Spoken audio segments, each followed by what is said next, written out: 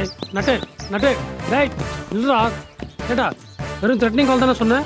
2 லட்ச ரூபா பணம் கேட்டிருக்கேன் எவ்வளோ போலீஸ்கார மாதிரி வந்து ஏன்டா இதை வச்சுருக்கீங்க சொல்ல. டேய் த்ரெட்டனிங் கால்னு சொன்னதுக்கே அவன் கம்ப்ளைண்ட் எழுதி கொடுன்னு கேட்குறான். இதில் ஒரு போலி இன்ஸ்பெக்டர் நேற்று ஹாஸ்பிட்டலுக்கு வந்து என்ன மிரட் நான் பணம் கேட்டேன்னு சொன்னா அவன் யாரு, நான் இப்போ உன் கூட வரேன் அவனை காட்டுன்னு சொல்லி அவனும் கூடயே வந்திருப்பான். அதுவும் நல்லதுக்கு தானே, காட்ட வேண்டியது தானே. நாம இப்போ எதுக்காக வந்திருக்கோம்? வந்தவன் நிஜ இன்ஸ்பெக்டரா போலியான்னு தெரிஞ்சுக்கிறதுக்காக வந்திருக்கோம். அவன் போலின்னு தெரிஞ்சு போச்சு, அவ்வளோதானே. சரி தெரிஞ்சு போச்சு. இப்போ அடுத்து கவர்மெண்ட் ஹாஸ்பிட்டல் தான். வா.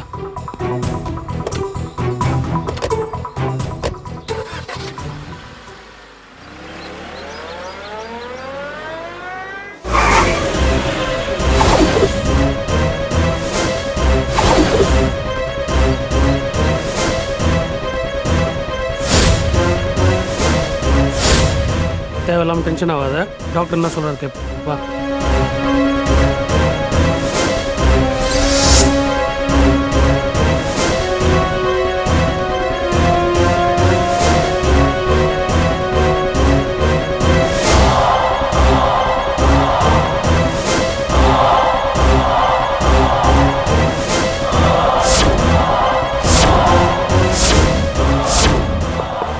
May I come in? Yes, come in. வாடா. Good morning doctor. உங்களை யார் உள்ள விட்டது? போஸ்ட்மார்ட்டம் ரிப்போர்ட்லாம் உங்களுக்கு கிடைக்காது. வீணா தொந்தரவு பண்ணாதீங்க, கிளம்புங்க. டாக்டர் ப்ளீஸ் நாங்கள் சொல்கிறது கொஞ்சம் கேளுங்க. நாங்கள் போஸ்ட்மார்ட்டம் ரிப்போர்ட் வாங்க வரல. பின்ன ஒரு சின்ன கிளாரிஃபிகேஷன் அது கேட்டு போகலான்னு தான் வந்தோம். என்ன வேணும்? இது பாருங்க, நாங்கள் 2 பேரும் டாக்டர்ஸ் தான். நான் டாக்டர் அவினாஷ், அவர் டாக்டர் நட்ராஜ், சுகி நர்சிங் ஹோமோட owner. Oh, I am sorry, sit down. உட்கார்.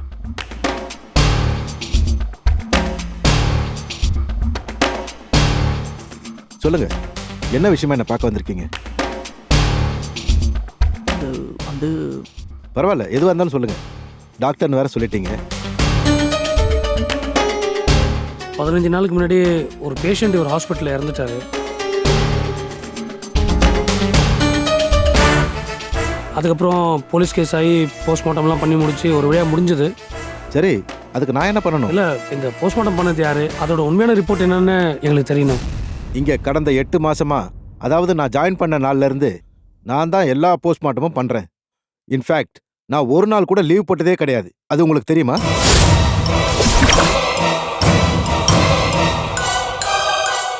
எனக்கு முன்னாடி இருந்தவர் அடிக்கடி லீவ் போட்டு போயிடுவாராம். ரிப்போர்ட்லயும் நிறைய குளறுபடி இருக்குமா. போலீஸ் டிபார்ட்மெண்ட்ல இருந்தே அவர் மேல நிறைய கம்ப்ளைண்ட் வந்திருக்கு. அதனால என்ன இங்க டிரான்ஸ்ஃபர் பண்ணாங்க. உண்மையை சொல்லணும்னா இந்த மாதிரி யார் வந்து கேட்டாலும் நாங்க ரிப்போர்ட்ஸ் கொடுக்கறதில்ல. நீங்க வேற டாக்டர்ஸ்னு சொல்லிட்டீங்க, உங்களுக்கு நான் ஹெல்ப் பண்றேன்.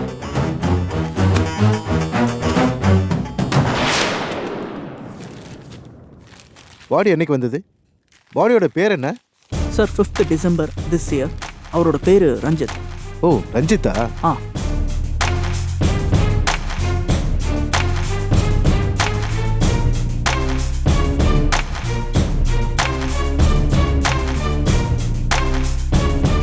இதோ இருக்கே சார். இப்போ எனக்கு நல்ல ஞாபகம் வருது. இந்த பிஎம் ரிப்போர்ட்டை பார்த்தா உங்க ஹாஸ்பிட்டல்ல திடீர்னு ஹார்ட் அட்டாக் வந்து உயிர் பிரிஞ்சதா எழுதியிருக்கு. ஹார்ட் அட்டாக்கு தவிர சிம்டம்ஸ் வேற எதுவும் தெரியலன்னு தான் எழுதியிருக்கேன். இதுல என்ன சார் டவுட்டு? இல்லை சார், உயிர் பிரியறதுக்கு முக்கிய காரணம் ஹார்ட் அட்டாக்னு எழுதியிருக்கீங்க. ஆமா சார், வேணும்னா நீங்களே பாருங்க.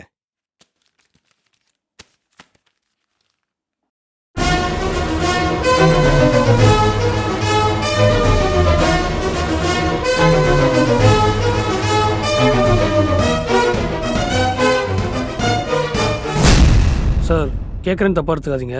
உங்கள் முடிவில் நீங்கள் உறுதியாக இருக்கீங்களா? ஐ மீன் இந்த பாடிக்கு ஹார்ட் அட்டாக்கில் தான் உயிர் பிரிஞ்சுது, வேறு எந்த காரணமும் இல்லை. ஐ மீன் வேறு எந்த தவறான மருந்தும் கொடுத்து அவர் சாகலைன்றதுல நீங்கள் உறுதியாக இருக்கீங்களா? என்னோட இத்தனை வருஷ சர்வீஸில் நான் போஸ்ட்மார்ட்டம் பண்ணி அதில் ஆல்ட்ரேஷன் வந்ததே இல்லை. நான் பெருமைக்கு சொல்லலை, ஒரு பாடியை பார்த்தாலே நான் கண்டுபிடிச்சிருவேன் இது இயற்கையான மரணமா செயற்கையான மரணமான்னு. இந்த ரஞ்சித்தோட கேஸில் ஹார்ட் அட்டாக்ல தான் உயிர் பிரிஞ்சுதுன்னு இருக்கு. எங்கே வந்து கேட்டாலும் நான் இதை அடித்து சொல்லுவேன். Okay, thank you doctor. Okay, thank you doctor. Thanks for help. Thank you. வரோம். ஒரு நிமிஷம். நீங்கள் எதுக்காக பர்டிகுலராக இந்த பாடியோட பிஎம் ரிப்போர்ட்டை தெரிஞ்சுக்க வந்திருக்கீங்கன்னு நான் தெரிஞ்சுக்கலாமா? இல்லை டாக்டர், அந்த பேஷண்ட் தானா மாரடி ப்ளஸ் ஆகல, டாக்டர் நட்ராஜ் தான் இன்ஜெக்ஷனை மாற்றி போட்டு கொண்டுட்டாருன்னு சொல்லி நிறைய த்ரெட்னிங் கால்ஸ் வருது. அதான் உண்மை என்னன்னு தெரிஞ்சுட்டு போகலான்னு வந்தோம். ஃப்ரெண்ட்ஸ், வயசில் மூத்தவங்கன்ற முறையில் நான் ஒன்று சொல்கிறேன். நம்மெல்லாம் புனிதமான தொழிலில் இருக்கோம். நம்மளோட முதல் கடமை பேஷண்ட் யாரோ எவரோ அவங்களோட உயிரை காப்பாற்றுறது தான். அப்படி நாம் கஷ்டப்பட்டாலும் அதில் 1-2 இந்த ரஞ்சித் மாதிரி காப்பாற்ற முடியாமல் போயிடுது. அதுக்காக நம்ம மனசு தளரக்கூடாது. இந்த மாதிரி மிரட்டலுக்கும் பயப்படக்கூடாது. என் லைஃப்பில் இந்த மாதிரி ஏகப்பட்ட மிரட்டல்களை சந்திச்சிருக்கேன். ஃபோன்லேயும் வரும், நேர்லேயும் வரும். ஆனால் நான் அதையெல்லாம் இக்னோர் பண்ணிட்டு என் கடமையை மட்டும் நான் செஞ்சுட்டு வரேன். அதே மாதிரி உங்களுக்கு வர மிரட்டல்களுக்கெல்லாம் பயப்படாம நீங்கள் உங்கள் கடமையை மட்டும் செய்யுங்க. Okay, all the best. Thank you doctor. Thank you doctor. பார்க்கலாம். வெல்கம்.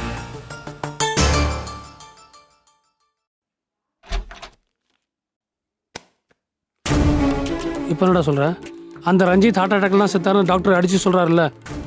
அதான்டா எனக்கும் ஒன்றும் புரியல. சரி, நாளைக்கு தானே பணம் தரேன்னு சொல்லிங்க. பணம் வாங்க வரேன் எவனும் பார்ப்போம். பார்க்கலாம்.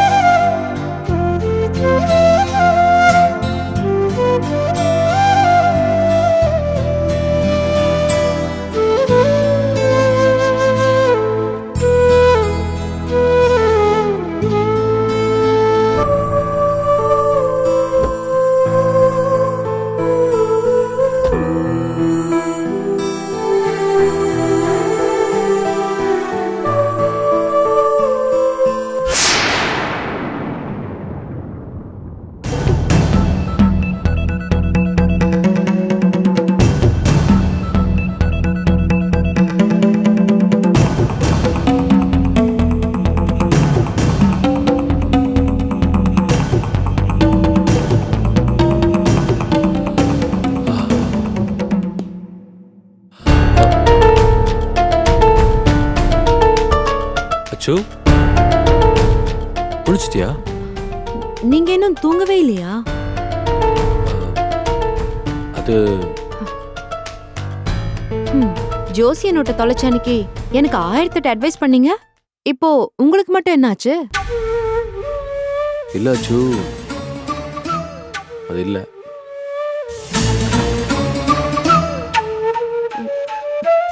சொல்லுங்க, என்னன்னு சொன்னாதானே என்னால ஏதாவது பண்ண முடியும். அன்னைக்கு நீ உங்க அம்மா அனிதா எல்லாம் ஆசிரமத்துக்கு போய் வைதேகி கூட்டு வந்தீங்கல்ல? ஆமா, அதுக்கு என்ன? அன்னைக்கு ஒரு நாள் வைதேகி கூட பார்க்கல என் கண்ணத்துல வந்து செல்லம்மா ஒரு முத்தம் கொடுத்தால, அனிதா கூட அதை போட்டோ எடுத்தாலே. ஆமா, அதனால என்ன? அந்த போட்டோவை ஃப்ரேம் போட்டு அனிதா வைதேகி கையில கொடுத்தா இல்லையா? கொடுத்தா. அந்த போட்டோவை வைதேகி எப்பவும் கையிலேயே வச்சிட்டு இருக்கலாம். இதை யார் உங்ககிட்ட சொன்னது? இன்னைக்கு டாக்டர் பாரதி என்னை பார்க்க ஹாஸ்பிட்டல் வந்திருந்தாங்க. அவங்க தான் இந்த விஷயத்த சொல்லி இன்னொன்னத்தையும் சொன்னாங்க. அவங்க வைதேகி கூட்டிகிட்டு வீட்டுக்கு போயிருக்காங்க. அங்க வைதேகியை பார்த்ததும் ஓடி வந்த பிரியா அவளை அன்பா பேசி உள்ள கூட்டிட்டு போயிருக்கலாம். அப்புறம் வைதேகி கையில் இருக்கிற போட்டோவை பார்க்கறதுக்காக பிரியா கேட்டாளாம். வைதேகி தரமாட்டேன்னு சொன்னாலாம். அதனால கோபமான பிரியா வைதேகி கிட்ட இருந்து போட்டோவை புடுங்கியிருக்கா. அதனால வைதேகி என்னை கொண்டு போய் ஆசிரமத்துல விடுங்கன்னு சண்டை போட்டாளாம்.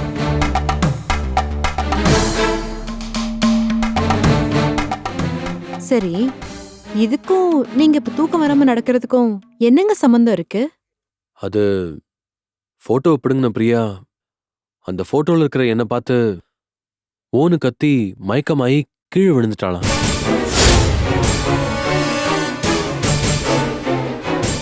இதைத்தான் டாக்டர் பாரதி மேடம் சொல்லி உங்களுக்கும் பிரியாக்கும் என்ன தொடர்பு இருக்கு சொல்லுங்க ஆனந்த்னு கேக்குறாங்க. அதுவும் எதுக்காக கேட்டாங்கன்னா, ஏதாவது விஷயம் தெரிஞ்சா அதை வச்சு பிரியாவை ஈஸியா கியூர் பண்ண முடியும்னு சைக்காட்ரிஸ்ட் டாக்டர் சொல்லியிருக்காரு. அதான் எனக்கு என்ன பண்றதுனே தெரியல. இதுக்கு எதுக்கு நீங்க குழம்பிட்டு இருக்கீங்க? அந்த பிரியா என்னோட ஜூனியர், அவ்வளவுதான் எனக்கு தெரியும். அவளுக்கும் எனக்கும் எந்த சம்பந்தமும் இல்லைன்னு அடிச்சு சொல்லிட வேண்டியதானே? சொல்லிடலாம். ஆனா அவங்க என்ன சந்தேகப்பட்ட மாதிரி கேட்டாங்களா, அதான் எனக்கு மனசுக்கு ரொம்ப கஷ்டமாயிடுச்சு. இத பாருங்க, என் புருஷனை பத்தி எனக்கு நல்லா தெரியும். அன்னைக்கு நீங்க எனக்கு சொன்னதே தான் நான் இப்ப உங்களுக்கு திரும்ப சொல்ல போறேன். வீணா மனசை போட்டு குழப்பிக்காதீங்க. வாங்க, காலையில சீக்கிரம் எழுந்திருக்கணும்னு சொன்னீங்கல்ல, இப்ப படுத்தாதான் சரியா இருக்கும். வாங்க.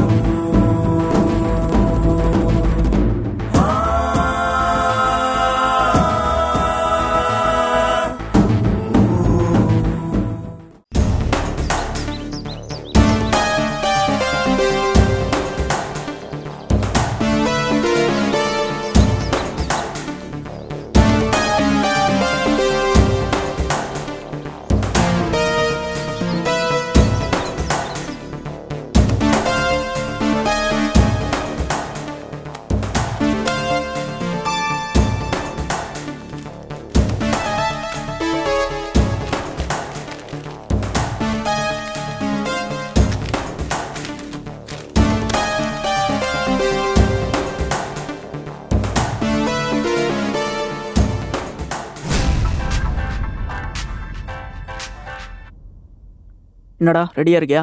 நான் ரெடியாக தான் இருக்கேன். நீ ரெடியாக இருக்கல்ல? நானும் ரெடியா தான் இருக்கேன். அவன் வந்ததும் நான் உனக்கு பேசுறேன், நீ தயாரா இரு. ம், சரி, ஓகேடா. மே ஐ கம் இன் சார்? யா வணக்கம் சார். கமென். டாக்டர் உங்களை பார்க்க சொன்னாரு. நான் உன்னை பார்த்ததே இல்லையே. வேணும்னா நீங்களே ஃபோன் பண்ணி கேட்டுக்கங்க சார். பணம் தேவைங்கிறது உங்களுக்கு தான். வேணும்னா அந்த ஆளை எனக்கு ஃபோன் பண்ண சொல்லுங்க.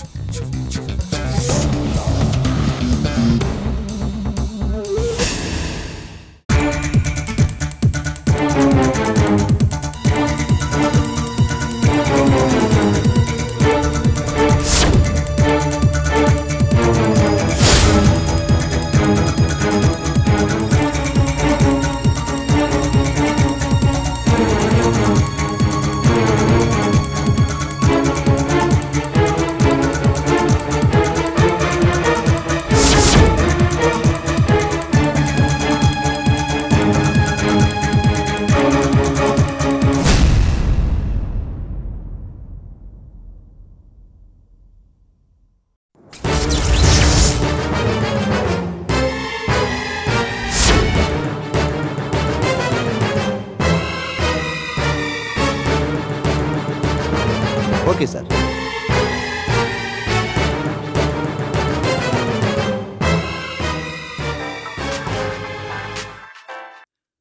ஹலோ. நான் தான். அவன் ஏன் ஆளுதான். தாராளமா அவங்ககிட்ட பணத்தை கொடுத்து அனுப்பலாம். சரி, இந்தா கரெக்டா இருக்கா? எண்ணி பார்த்துக்க. பரவாயில்ல. ம்.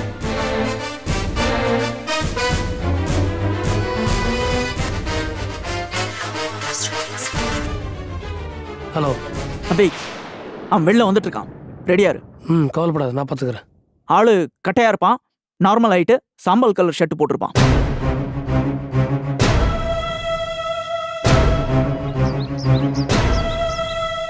டேய், டேய், என்னடா நீ வா போலாம். என்னாச்சு? அவனை பிடிச்சியா நீ இல்லையா? வாடா முதல்ல போலாம். டேய், என்னடா? வாடா சீக்கிரம் வாடா. டேய், என்னடா? டேய் வாடா, வண்டியில் உட்காரு. நிறைய கேள்வி கேட்காத, வா.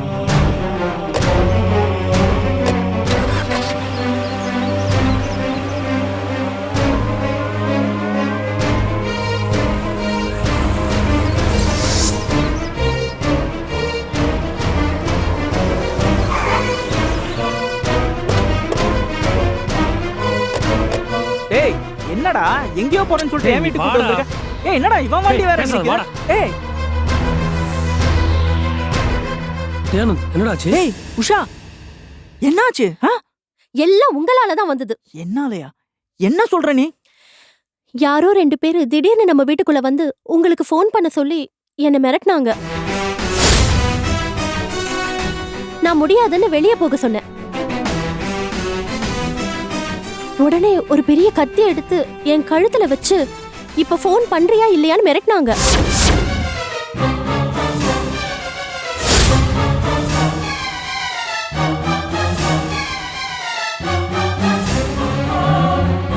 நீங்க முதல்ல போனை எடுக்கலன உடனே என் கையில கீறினாங்க.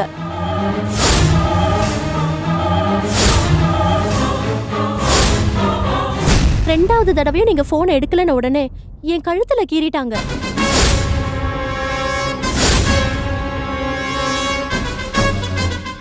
அப்புறம் நான் வலி பொறுக்க முடியாம கத்துறத பார்த்துட்டு பயந்து போய் ஓடிட்டாங்க. டேய் நட்ராஜ், இதை சும்மா விடக்கூடாதுடா. இப்பவே போலீஸ் கிட்ட போலாம். உஷா, வந்தவங்கள நீ சரியா பார்த்தியா? மறுபடியும் அவங்கள பார்த்தனா அடையாளம் காட்ட முடியுமா? ம்.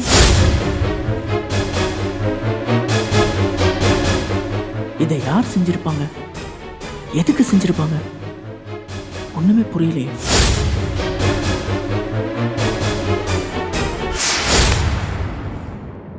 இந்த மாதிரி அல்பத்தனமா 50,000 கேட்டு என் மானத்தை வாங்காத.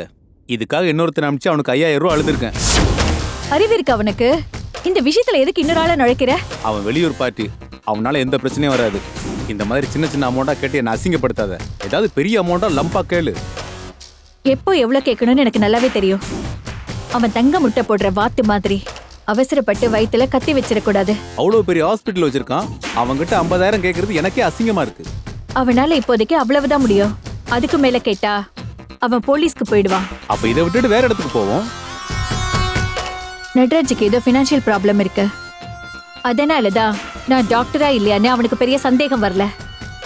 என்னாலேயே தாக்கு பிடிக்க முடியுது. வேற ஹாஸ்பிட்டல்ல இவ்வளவு சுதந்திரமா இருக்க முடியாது. கொஞ்சம் பணம் சேரட்டும், சிட்டிக்கு வெளியில சொந்தமா ஒரு கிளினிக் ஆரம்பிச்சிருவோம். Very good.